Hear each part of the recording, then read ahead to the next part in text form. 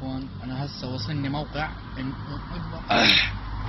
اخوان وصلنا موقع بالمقبرة انه في صوت بيعلى من نص المقبرة بحدود الساعة 2، وانا هسه الساعة 1:55 واحمد طلع على موقع ثاني دلوه عليه ناس طبربور وطلع عليه، وانا هسه بدي اخش على مقبرة لحالي وراح تكونوا متابعين معاي وان شاء الله راح يصير خير.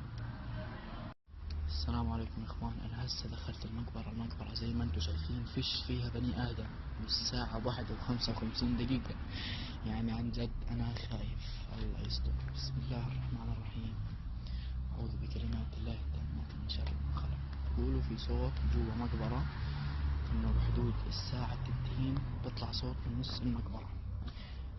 يا حبيبي انا فيني خاشش على نص المقبرة اشوف شو بده يصير. بسم الله الرحمن الرحيم. أعوذ بكلمات الله التامات من شر ما خلق. أنا هنا يا حبيبي. بسم الله الرحمن الرحيم. أعوذ بكلمات الله التامات من شر ما خلق. بسم الله الرحمن الرحيم. لا يطلع منهم نور في القبر، يطلع منهم أحسن. بسم الله الرحمن الرحيم. بسم الله الرحمن الرحيم. مين أنت؟ بسم الله الرحمن الرحيم. بسم الله الرحمن الرحيم. يا اخوان سمينا انا سامو يا اخوان. بسم الله الرحمن الرحيم. مين هون؟ في حدا؟ بسم الله الرحمن الرحيم. بسم الله الرحمن الرحيم. بسم الله الرحمن الرحيم. أعوذ بكلمات الله التامات من شر ما أجد وأحاذر. بسم الله الرحمن الرحيم. اخوان جد المكان فيش فيه حدا، يعني داخل لحالي والساعة 2. بسم الله الرحمن الرحيم. بسم الله الرحمن الرحيم.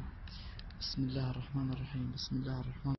يا اخوان انا هسه طلعت الموقع، يعني جد الساعة 2:10. انا هسه طلعت الموقع، يعني جد قسما بالله العظيم اني خايف، يعني وحياة الله يعني موقف مرعب مرعب مرعب. يعني حطوا حالكم مكاني والساعة 2 الا 5 شو بتعمل جوا مقبرة في الحالة هاي؟ يعني قسما بالله انه اشي مرعب.